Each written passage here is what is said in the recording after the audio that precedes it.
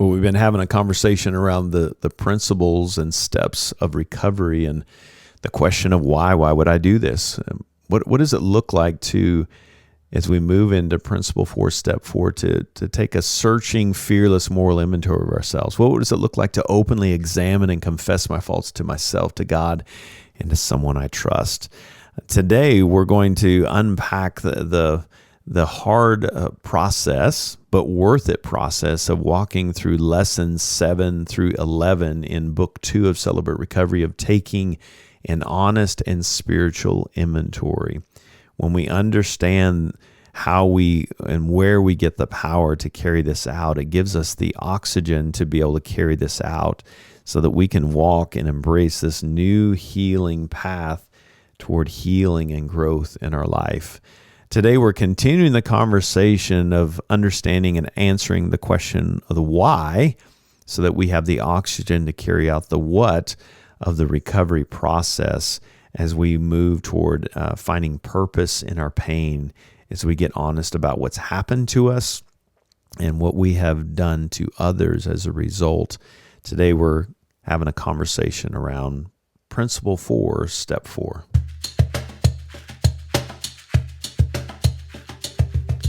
Welcome to Hope and Recovery, a Fellowship Celebrate Recovery podcast that shares hope and healing for our mental, spiritual, emotional, and relational journey through life-change stories and recovery topics, all centered around the Beatitudes, where Jesus Christ gives us incredibly powerful tools to face our hurts, the hang-ups, how we see ourselves, God, and others, and even our circumstances that may pull us into unhealthy coping strategies or numbing strategies we call habits or defenses or protections that ultimately have a cost toward the relationships with others and our fellowship with God, so that we can find healing and new healthy practices and new healthy beliefs in how God sees us, so we can have healthy community and a relationship with the Father. I'm a grateful believer in Jesus Christ. I struggle with drugs and alcohol and perfectionism. My name is Rodney. I'm the pastor and ministry leader at Fellowship Rogers Celebrate Recovery, and it's so good to be back with you today. Thanks so much for joining us as always and giving us a high-star rating and a review. It helps us to build some traction to meet other people on this road to recovery. It's so important to understand the why behind. One of our fellow leaders actually asked me that why do we do these lessons? It can feel like busy work sometimes, but there is some good truth behind every question, every lesson that we're walking through, and it's tempting to, how do we shorten this? How do we make it faster? But when we're talking about our lives, it's so worth it to do the work that we're doing. And why would you want to rush your heart, your rhythm of your mental health, your emotional health, your spiritual health? It's a lifetime commitment. Even if you're not in a group, these become ingrained in our heart. And so as we continue the conversation, we're kind of walking through answering the why. Why do I do this? Why not just go to Principle 4? And why not do it day 1? I think, while some may disagree with this, I think it's so important that you kind of soften the beachhead, so to speak.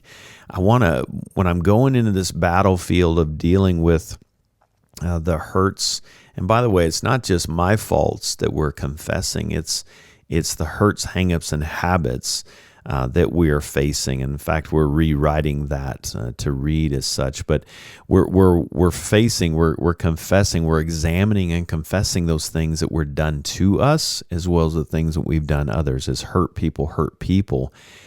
When we can live out principles 1, 2, and 3, there is a God. I'm not it. In principle 1, my life's unmanageable. Principle 2, I matter to Him. And what a great reminder that He has the power. He's willing, caring, and able and powerful to help me recover.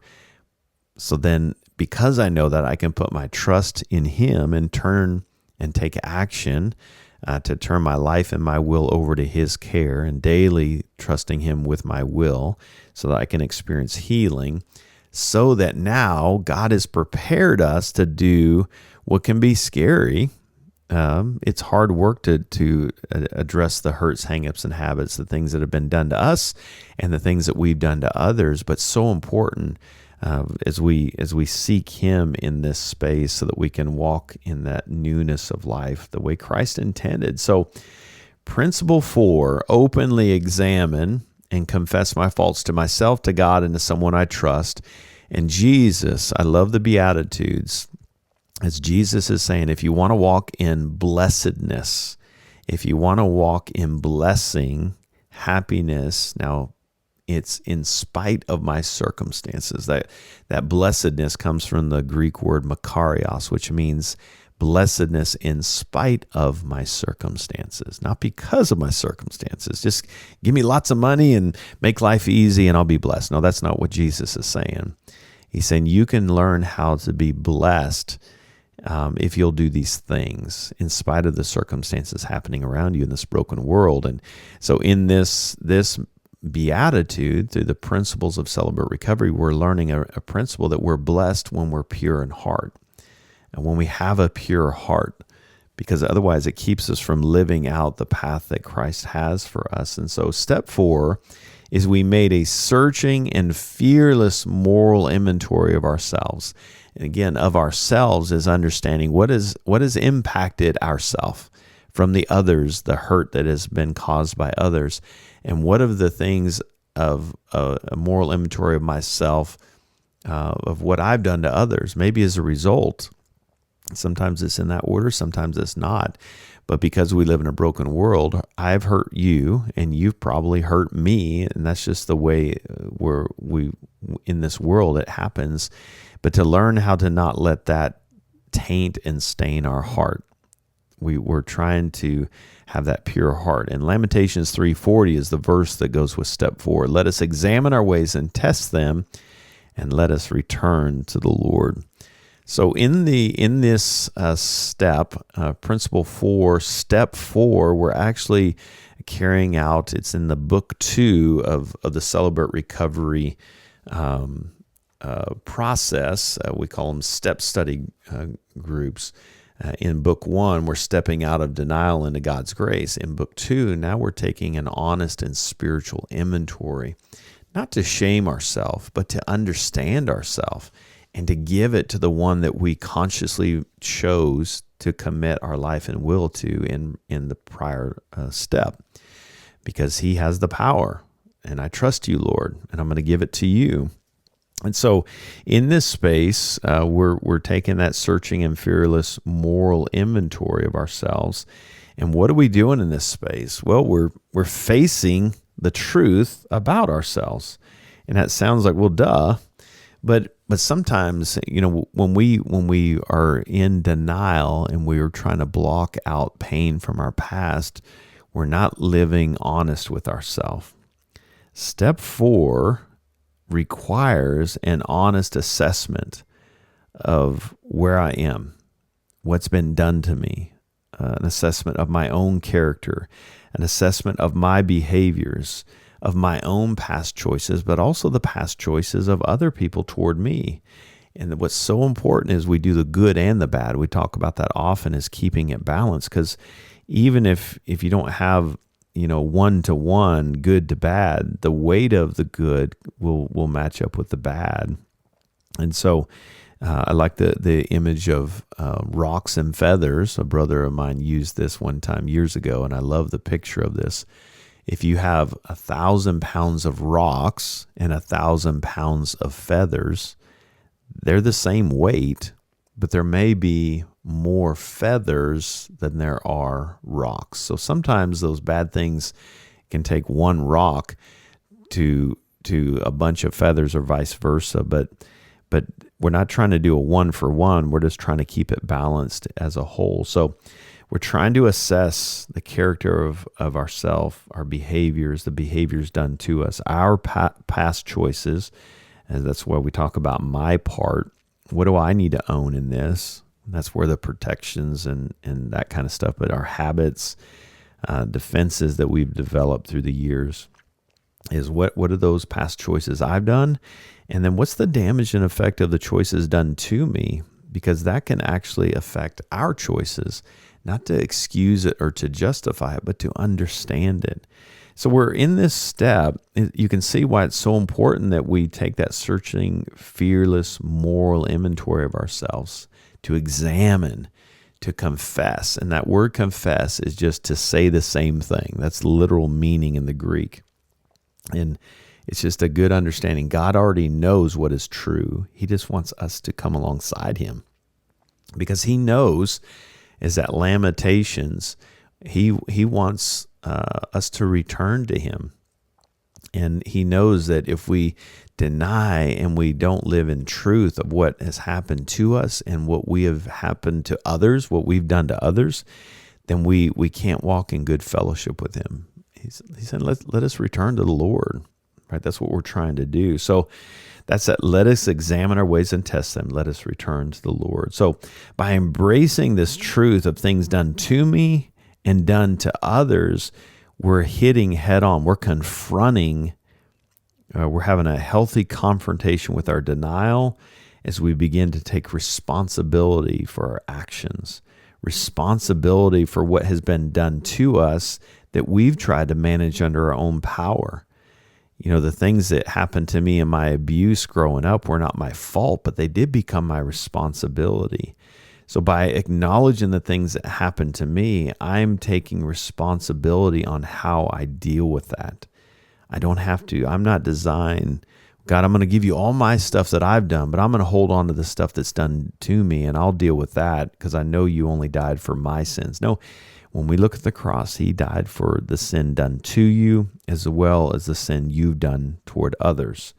And when we can confront that, embrace that truth, and take responsibility for all of those actions done to us and we've done to others, that leads to growth and healing.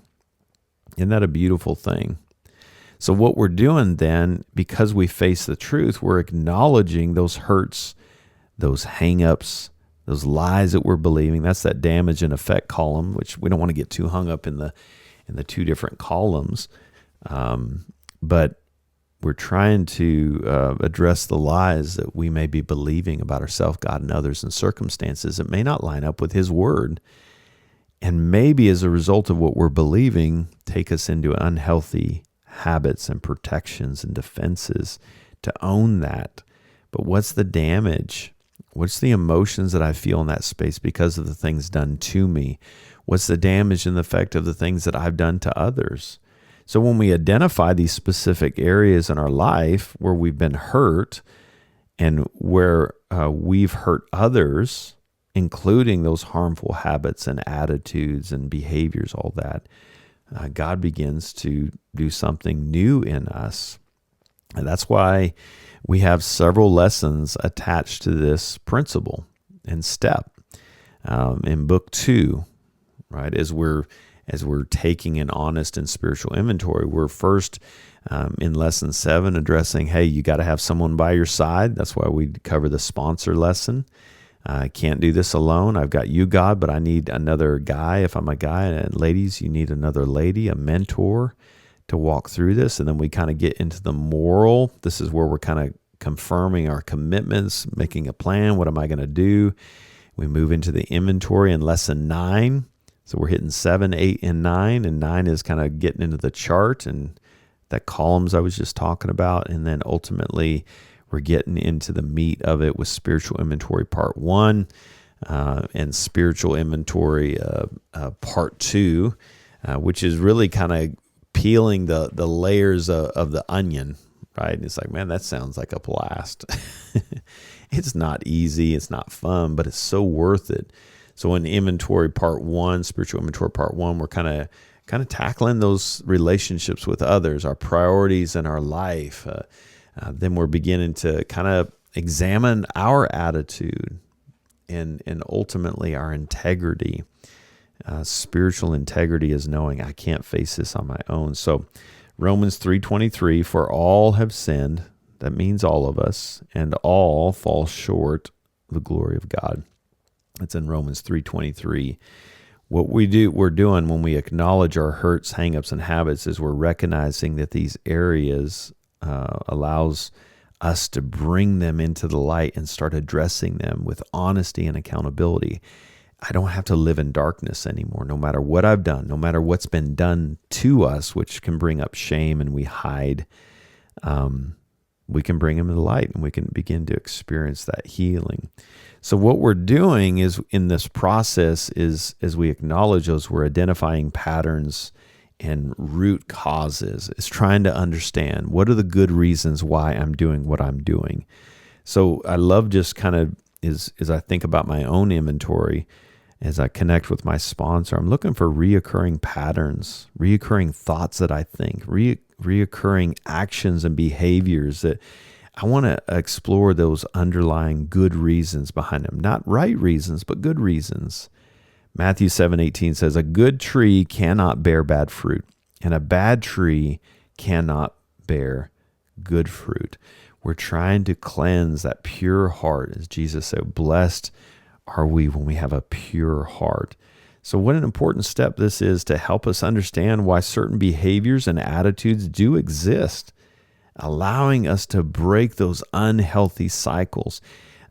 We're trying to address those root causes. We're not bringing this stuff up to shame ourselves, but to understand it. And if we can understand it, we can find clarity as we give it to the one that we, in the prior step, that we consciously chose to turn our life and will over to bring healing in our life.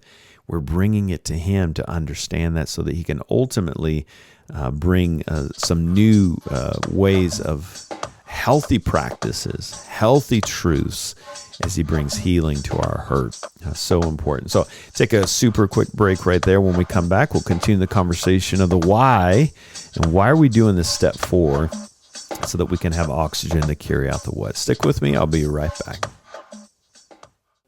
Hey friends, if you're looking for a meeting at Fellowship, every Friday night we've got 2 meetings, 2 choices to choose from. One at Fellowship Fayetteville, Fellowship Rogers. Same schedule. We start at 6 p.m. Connection Cafe, and then we move into our meeting at 7 p.m. Just different people on the 2 campuses that are ready and willing to meet you at the front door to walk you through this process in love. But hey, if you'd like more information about our group or the groups in the area, go to fellowshipcr.org, and we hope you'll join us this Friday night. You won't be disappointed. We're identifying patterns of root causes. We're facing the truth. We're acknowledging our hurts, hangups, and habits, and then we're identifying patterns and root causes. And then here's the big part of this process is we're taking responsibility for our own actions now. I kind of hit on that earlier, and we're talking about facing the truth. But now we've identified those root causes. Now we can justify those, or we can take responsibility. And step 4, principle 4, is now inviting us into a new space to take responsibility for our past mistakes without blaming others. You know, for too long, I justified my behaviors and my addictions and compulsive behaviors as, well, I grew up in a broken home. 10 stepfathers, physically, verbally, emotionally, sexually abusive, and I can justify my behavior. But don't forget Romans 14:12, Rodney. Each of us will give an account of ourselves to God. I am responsible for my actions. While it made sense that I went to do what I did to numb out and stay alive as a kid, there's a cost today, and it keeps me out of fellowship. It keeps me out of healthy connection with others. So I had to take responsibility for my actions. I had to own the hurt done to me and allow Jesus to heal that one hurt at a time. This is what they did, this is how it impacted me, and I'm raising it up to you to nail it to the cross, Father. And then own my part in asking for forgiveness as I learn to forgive the others. This is and we talk about that later, but this whole process is ultimately taking responsibility to empower me to move from being a victim. I'm a victim. No, you're not a victim. You have been victimized, but you are a victor. And this process is helping us to walk as a victor, to take control of our recovery, to take control of our healing process. We're not responsible for the healing process, but our part is taking it to him. It's like going to the doctor and saying, I'm sick. If we don't ever tell him what's hurting and what's actually happening, it's hard for him to heal.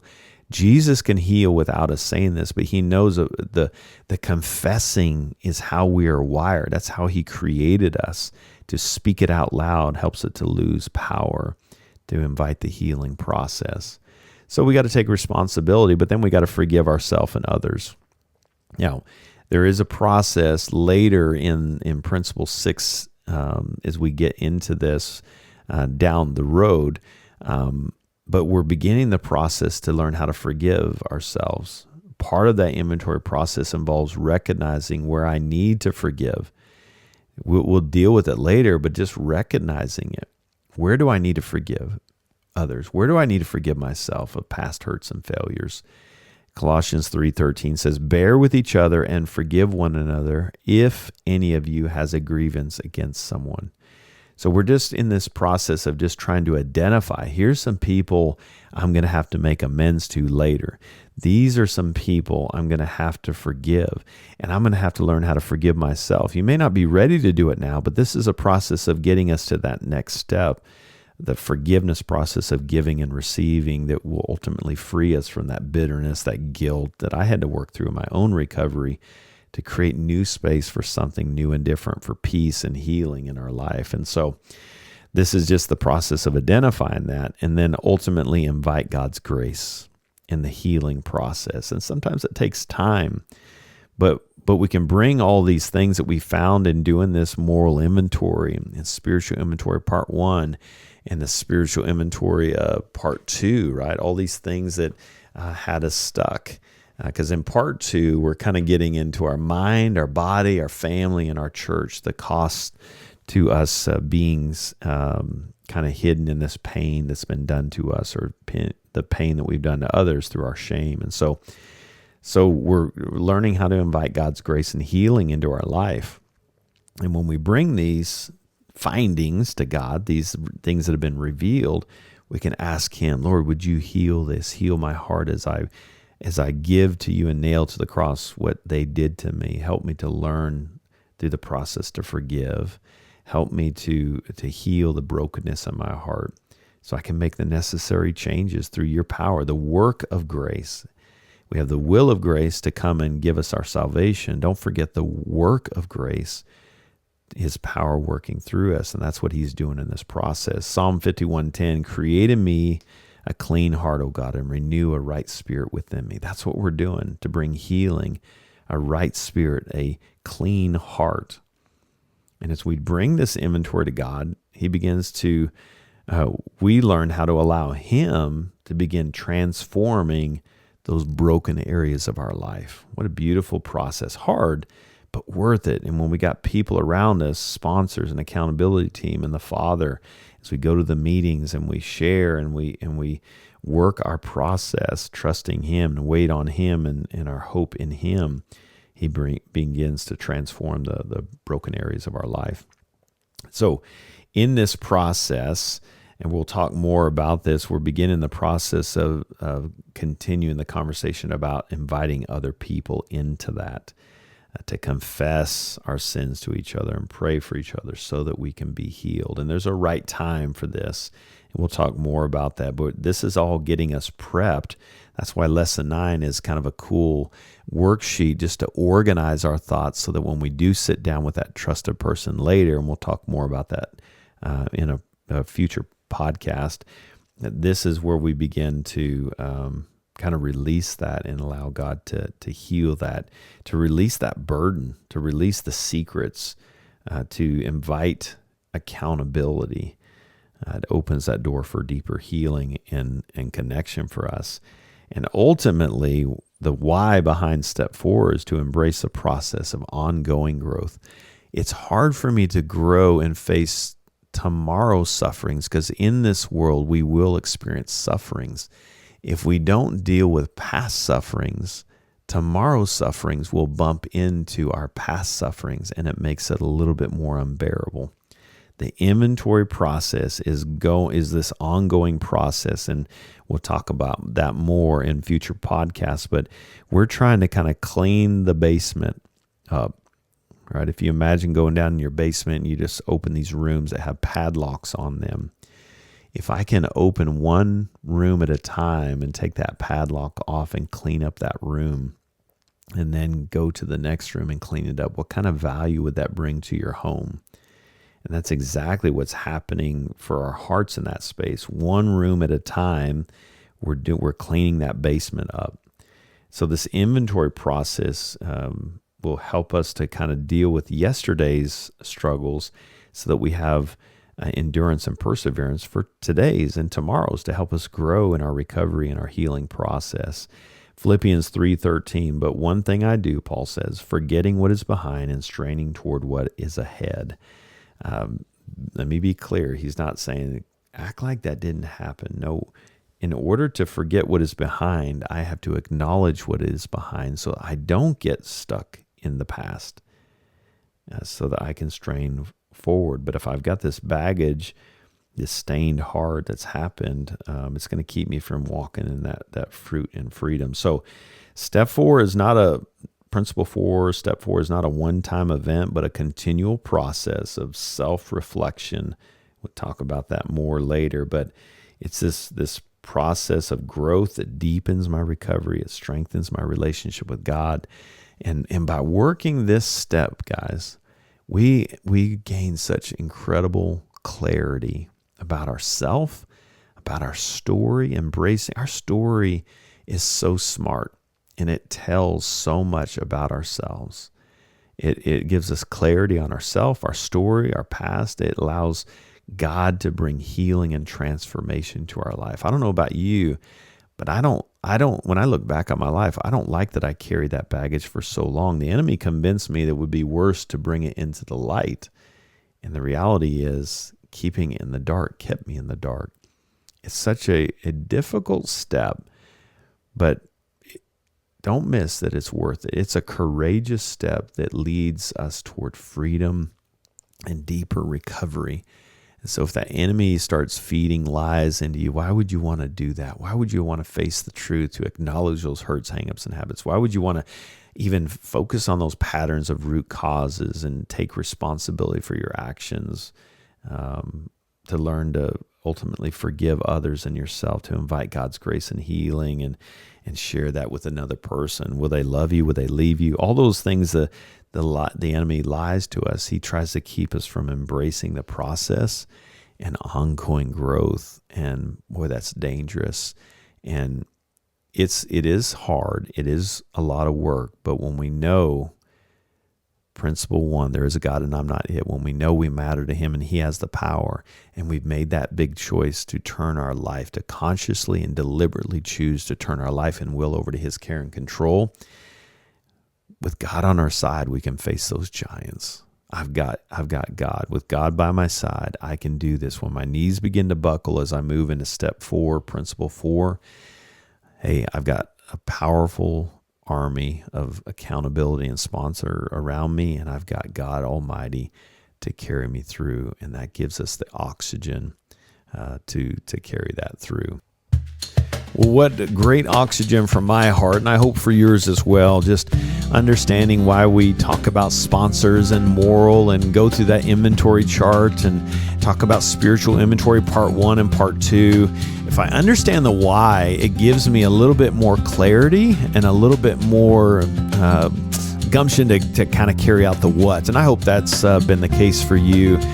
Don't forget that principle step 1 through 3 makes it possible to do the work that we're doing, the heart surgery that we're doing in this important step 4, principle 4. And I hope that you'll take that step. Don't let the enemy discourage you in that space.